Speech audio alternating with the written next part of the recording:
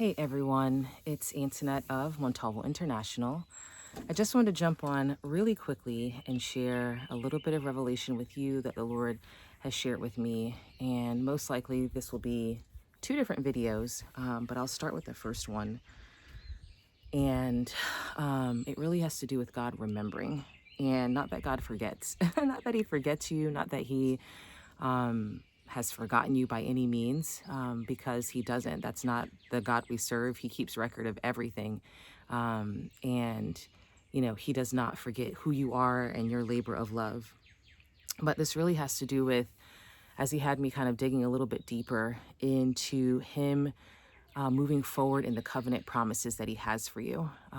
A lot of times when we think of God remembering us, it really doesn't have anything to do with again, forgetting us. It has to do everything with him in many ways, moving forward with the covenant promises that he's always established over your life. A lot of times we can get sidetracked by different things, circumstances, situations. We can get caught up with the wrong people in the wrong environments or systems or whatever it is. And it even says in the scriptures in Micah 7:18 that he says that he will cast our sins into the depths of the sea, meaning that he forgets those things. Once you yield to him, once you come to him, he completely forgets those things. And so when it comes to him remembering things, right? When it comes to him reestablishing things, and as he had me kind of studying this morning, it really has to do with a return of his mercy, of his kindness and his favor after what may have been hardship or delay. And what he has forgotten actually is the sin of man, meaning that he's covered it up. And like Micah 7:18 says, that he has cast it into the depths of the sea. You might have heard the phrase where he casts your sins into the sea of forgetfulness, essentially, that he covers them up, he pushes them up, he doesn't belabor on them any longer. Even Isaiah 43:25 says, I, even I, am he who blots out your transgressions for my own sake, and I will not remember your sins. And so it means that he's no longer holding that accusation. He's no longer holding that binding agreement with sin over you. And he is now saying that I want to bring you back into my covenant time. I want to bring you back into what I desire for you. And so specifically with what he was saying, is that he just had been speaking to me that you are soon going to be remembered. And again, for those who this is for, leave it with God, speak to him, to God about it. I know sometimes when words can be released, it can be like, Lord, is this my season? Is this my time? And the Lord desires for everyone to be edified and encouraged. But just seek him and say, Lord, is this for me? Is this what you're saying for me? But he was saying you are soon going to be remembered. Like Noah and like Mordecai, you have been hidden for an appointed time. Yet the Lord is setting the stage for your triumphant re-entry.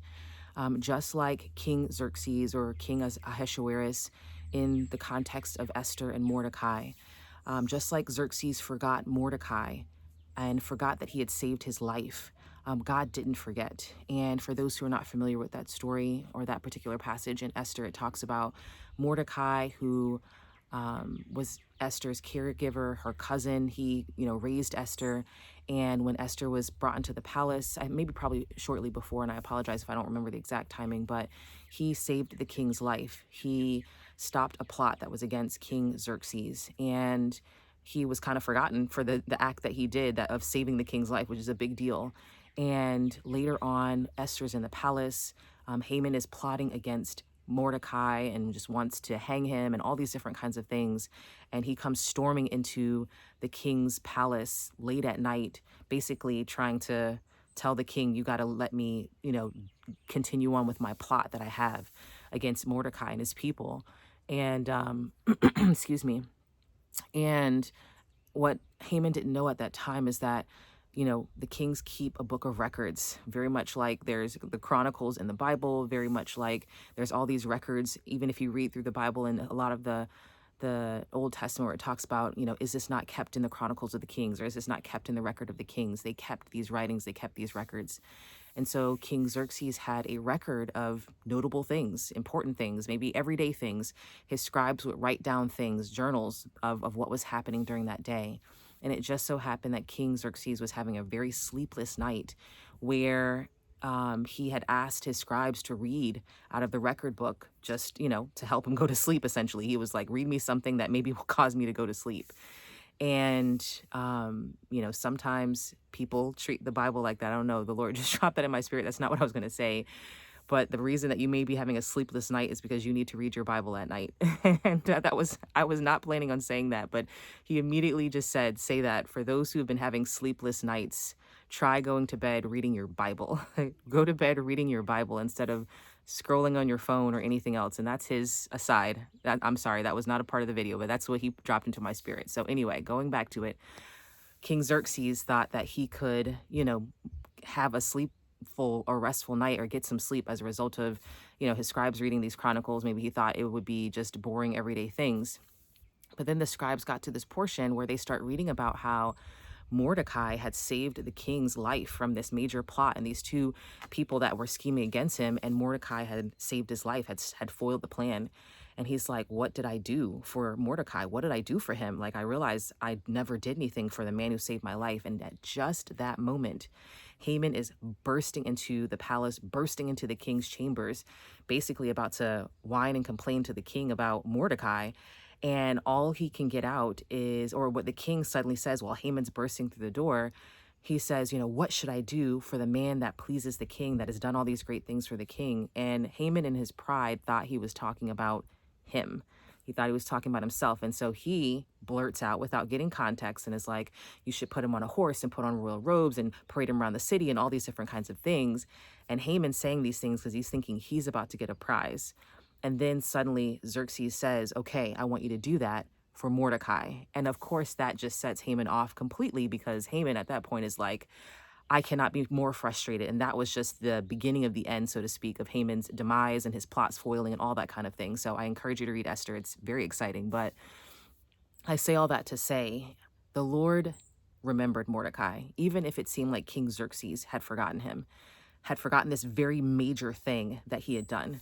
And King Xerxes remembered Mordecai at just the right time, because the Lord brought it to his remembrance. Even in Malachi, there's a scripture that talks about, bring back to your remembrance, the deeds that we've done, the things that we've done. And again, it's not to say that the Lord has ever forgotten. He keeps that record of all things, right? But what he does do is he brings things into their fullness, into their appointed time, into full remembrance at just the right time. God knew that Haman was going to burst through the door at that time. He knew that Xerxes was going to have a sleepless night. He knew that it was going to be needed at that time, because that was going to be the setup for when Haman would essentially be destroyed. And so in all of that, the Lord is remembering you at just the right time. And again, I'll continue reading with that, but I've given you a lot of just context of what he's been saying. But he's just, again, that same thing. At just the right time, when Haman was plotting destruction, Mordecai was remembered and rewarded.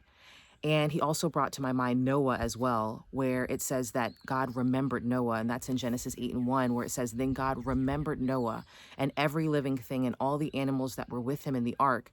And God made a wind to pass over the earth, and the waters subsided. And again, it's not to say that God just forgot about Noah floating out there in the ark after, the flood and everything else. And it's not like he was like, oops, I should have remembered Noah. No, not at all. In reality, it's saying that he was remembering the covenant that he had established. He was putting into place, he was reestablishing the covenant that he had put into place with his forefathers. He was remembering that, no, just like I put the covenant in place with Abraham, Isaac, and Jacob, I am also making sure that these covenants stay in place. And so Noah was being remembered. He was being released forward. He was being released. And of course, again, it wasn't that there was Abraham, Isaac, and Jacob at that time, but he's the covenant keeping God. He's the covenant promise God. And so Noah was not forgotten, and he remembered Noah, and the timing of it was what was the key that he was putting into place. And so the Lord even had me reading or looking up remembrance, and hopefully you're tracking me. Hopefully I'm not losing anyone. Hopefully I didn't lose anyone with the concept of he's the covenant keeping of Abraham, Isaac, and Jacob. I'm just helping you understand the context of him as his covenant promises, that he keeps his promises. And so he had me looking up the word remember. And, some of us can think it's something that comes to our mind, something we had forgotten, we remember again. But then there were further definitions of remember, which means to keep in mind of attention and consideration, or to reward. To reward.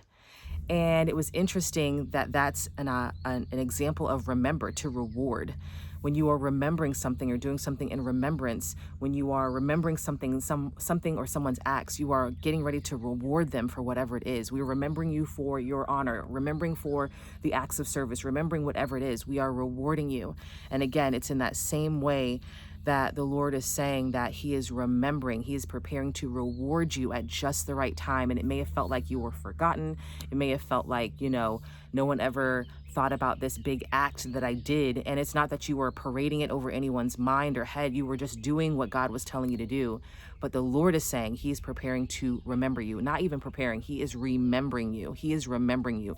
He is putting things in order to reward you. And it is at just that right time. Again, like Mordecai and Haman, he knew Haman's pride was going to get to its top, that he had to make sure that Xerxes remembered Mordecai at just the right time, almost like the Lord was holding that like a strategic chess piece to say, checkmate.